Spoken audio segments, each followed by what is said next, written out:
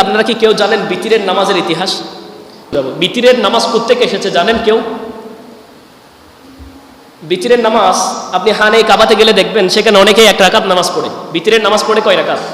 এক রাকাত। আমরা পড়ি 3 রাকাত। হানাফিরা আহনাফ যারা আছে আমরা 3 রাকাত পড়ি। আমার নবী যখন মেরাজে গেলেন, এটা আমি আশা করি যদি আমার ভুল না হয়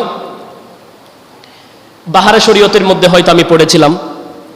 আমার নবী যখন মেরাজের মধ্যে গেলেন সেখানে সপ্তম আসমান বাইতুল মামুর যেটা ফেরেশতাদের কিবলা, ওই কিবলার মধ্যে গিয়ে আমার নবী নামাজ আদায় করার জন্য চিন্তা করলেন 1 রাকাত।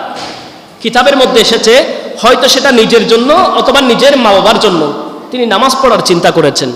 এখন আমার নবী যখন সেখানে নামাজ পড়ার চিন্তা করে নিয়ত করবেন, ঠিক সেই টাইমে ইব্রাহিম খলিল ডাক দিয়ে বলে, ও আখিরি জামানার নবী, ও আল্লাহর প্রিয় মাহবুব নবী, আপনি এখানে নামাজ আদায় করছেন, আমি ইব্রাহিম খলিলের জন্য আরেক রাকাত নামাজ আপনি বাড়ি আদায় করেন।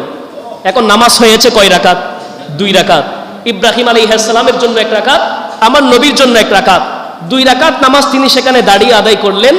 সালাম ফিরানোর আগ মুহূর্তে রব্বুল আলামিন ডাক দিয়ে বলছেন, হাবিব, আপনি সপ্তম আসমানের মধ্যে এসে আপনার জন্য নামাজ পড়ছেন, ইব্রাহিম খলিলের জন্য নামাজ পড়ছেন, আমি মওলা কি করেছি, আমার জন্য 1 রাকাত নামাজ আপনি বাড়িয়ে পড়ুন।